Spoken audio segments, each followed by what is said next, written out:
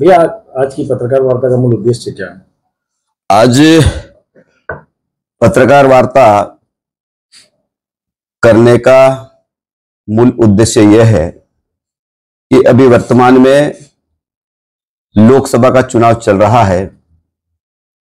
और जिस प्रकार कांग्रेस के विधायक विक्रांत भूरिया ने आज झाबुआ में पत्रकार वार्ता करके मध्य प्रदेश के लोकप्रिय मुख्यमंत्री माननीय डॉक्टर मोहन यादव जी का अपमान किया है कि 25 तारीख को झाबुआ में भारतीय जनता पार्टी की नामांकन रैली और वहां पर सभा हुई थी और उस सभा में झाबुआ, रतलाम, अलीराजपुर के हजारों की संख्या में भारतीय जनता पार्टी के कार्यकर्ता और तीनों जिलों की जनता पहुंची थी और इसने जिस प्रकार वातावरण बनाने की कोशिश की कि झाबुआ में लोगों को डराया, धमकाया। लेकिन मैं ये कहना चाहता हूं कि झाबुआ की जनता भारतीय जनता पार्टी के साथ में है, लेकिन विक्रांत भूरिया खासकर जो झाबुआ की धरती पर पहली बार भारतीय जनता पार्टी के समर्थन में एकत्रित हुई, उसके कारण कहीं न कहीं विक्रांत भूरिया की बौखलाहट दिखाई देती है। जहां तक हमारे मध्य प्रदेश के लोकप्रिय मुख्यमंत्री जी के बारे में वो योजना की बखान कर रहे थे और उस योजना के बखाने में जहां पर भारतीय जनता पार्टी के कार्यकर्ता और आम लोग कुर्सियों पे बैठे थे, उन्होंने देश के प्रधानमंत्री आदरणीय नरेंद्र मोदी जी की गरीब लोगों के लिए राष्ट्रीय खाद्यान्न सुरक्षा अधिनियम के तहत सार्वजनिक वितरण प्रणाली के तहत मुफ्त में अनाज देने की योजना बनाई है। और उन्होंने जनता से पूछा कि क्या यह योजना फ्री की योजना है। उन्होंने ये कहा कि यह मुफ्त की योजना की जगह फोकट की योजना है। तो उन्होंने कहा ये क्या है, तो मैं ये कहना चाहता हूं, उन्होंने पब्लिक और कार्यकर्ताओं से पूछा और यह कहा कि मुख्यमंत्री जी ये योजना निःशुल्क योजना है, फ्री की योजना है और इस देश के करीब 80 करोड़ लोगों को देश के प्रधानमंत्री नरेंद्र मोदी जी की योजना के तहत लाभ मिल रहा है। लेकिन जिस प्रकार विक्रांत भूरिया चुनाव में राजनीतिक लाभ उठाने के लिए अनर गलर बात कर रहे हैं, इसकी भारतीय जनता पार्टी घोर निंदा करती है। और मैं यह भी कहना चाहता हूं कि उसने पत्रकार वार्ता में जिस प्रकार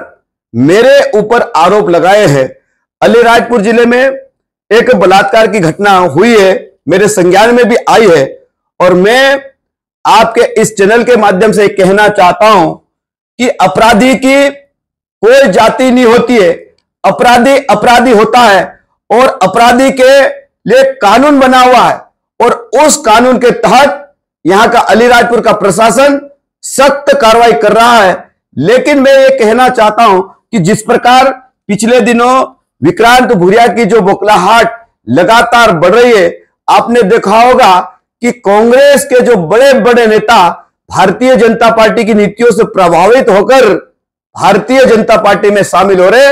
और उसको कहीं न कहीं डर सता रहा है, इसलिए इस प्रकार की अनर गलर बात कर रहा है। उसका भारतीय जनता पार्टी का हर कार्यकर्ता घोर निंदा भी करता है और अपेक्षा भी करता है कि ये लोकसभा चुनाव शांतिपूर्ण निपटे और हम सब लोग जनता के जो मुद्दे हैं, जनता के विकास के मुद्दे हैं, और कांतिलाल भूरिया और विक्रांत भूरिया ने अगर बरसों तक इस झाबुआ और अलीराजपुर, रतलाम पे शासन किया है, मैं पहले यह कहना चाहता हूं कि वो विकास की बात करें कि उनके शासनकाल में कौन से काम हुए, उपलब्धियों को लेकर जनता के बीच में जाना चाहिए। लेकिन उनकी एक भी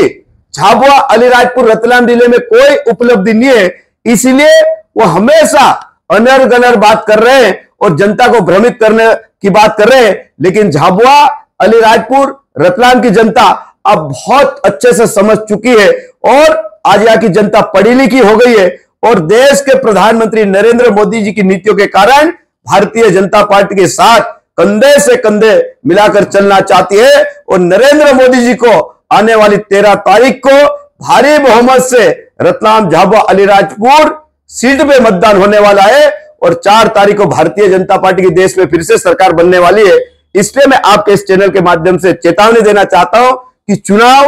मुद्दों के आधार पर लड़ना चाहिए, आरोप प्रत्यारोप की बात नहीं करना चाहिए। मैं ये आपके इस चैनल के माध्यम से कहना चाहता हूं। कल जो जोबट में एक नाबालिग बच्ची के साथ में दुष्कर्म जैसी घटना हुई है,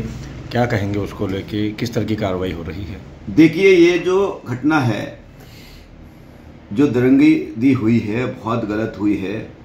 और मैं पीड़ित परिवार के साथ हूं। और अपराधी कोई भी हो, अपराधी अपराधी होता है और अपराधी के खिलाफ मैंने